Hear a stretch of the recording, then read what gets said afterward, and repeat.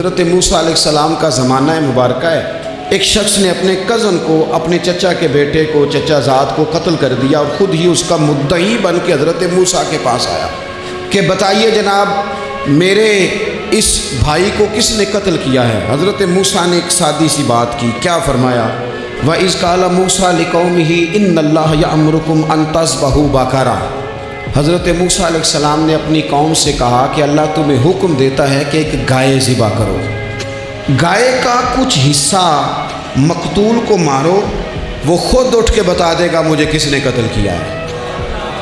یہ پہلا سپارہ ہے قرآن مجید کا، آپ اس کو دیکھ لیں، یہ آیت نمبر 67 سے شروع ہو رہا ہے۔ تو اب وہ چونکہ ذبح کرنا نہیں چاہ رہا تھا، اس کو پتا تھا کہ مجرم تو میں خود ہوں، وہ ذبح چونکہ کرنا نہیں چاہ رہا تھا، اس سے کہا کہ مارو ایک حصہ گائے کا، اس کو تو یہ اٹھ کے بتا دے گا۔ تو اس نے جواب کیا دیا؟ قالوا اتتخذون ہزوا، یعنی لگا آپ میرے ساتھ مذاق کرتے ہیں، کبھی ایسا بھی ہوا ہے؟ قال اعوذ باللہ ان اکون من الجاہلین، حضرت موسیٰ علیہ السلام فرمانے لگے میں اللہ کی پناہ مانگتا ہوں میں جاہلوں میں سے ہو جاؤں۔ ہر وقت مذاق کرتے رہنا یہ تو جاہلوں کا طریقہ ہے۔ کن کا ہے؟ حضرت موسیٰ نے کہا ہے، قرآن پاک ہے، ہر وقت مذاق کرتے رہنا، خوش طبعی اور چیز ہے، مسکراتے رہنا، لیکن کسی کا مذاق ہر وقت اڑاتے رہنا کن کا طریقہ ہے؟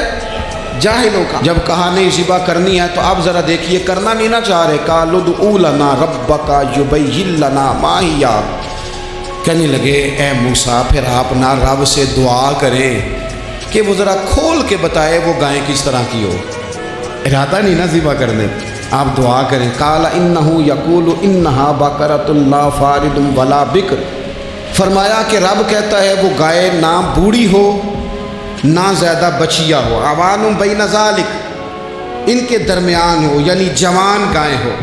فافعلوا ما تؤمرون، کرو جس کا تمہیں حکم دیا جا رہا ہے۔ قالوا ادع لنا ربک یبین لنا ما لونھا، لو اگلی بات سن لو، کہنے لگے آپ دعا کریں رب سے کہ وہ کھول کے بتائے اس کا رنگ کس طرح کا ہو، رنگ بتائیں کس طرح کا ہو۔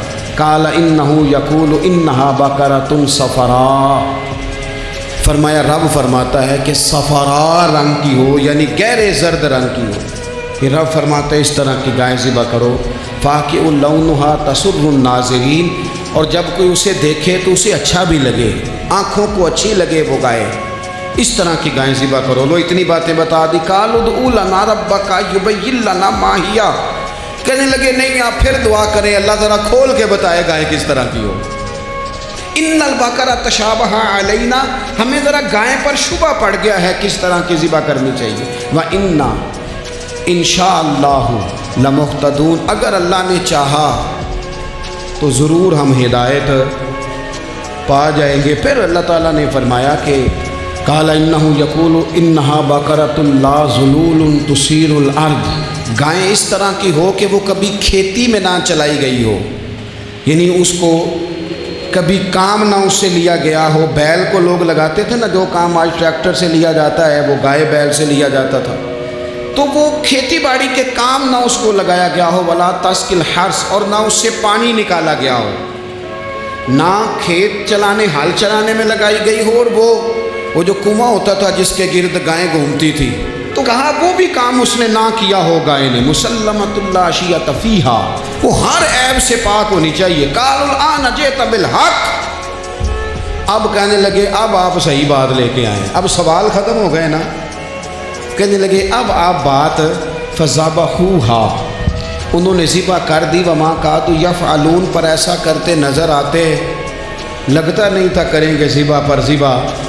اچھا یہ گائیں پھر ملی کیسے؟ امام خازن کہتے ہیں کہ ایک نیک آدمی تھا، تو اس کا آخری وقت آ گیا تو اس کے پاس جو کل جمع پونجی تھی وہ ایک بچیا تھی، گائیں کی بچی، بچیا ویڑی، اس کے پاس وہ ایک بچیا تھی صرف۔ تو اس نے اس طرح کیا کہ اس کی گردن پر ایک مہر لگائی، اللہ کے نام پر بطور امانت اس نے اس کو جنگل میں چھوڑا، کہا یا اللہ میرا بیٹا ایک ہی ہے وہ بھی چھوٹا ہے، اس کی حفاظت کرنا اور میرے بیٹے کو پہنچا دینا۔ بچہ بالغ ہو گیا، اس کی ماں نے کہا بیٹا جو امانتیں رب کے پاس رکھوائی جائیں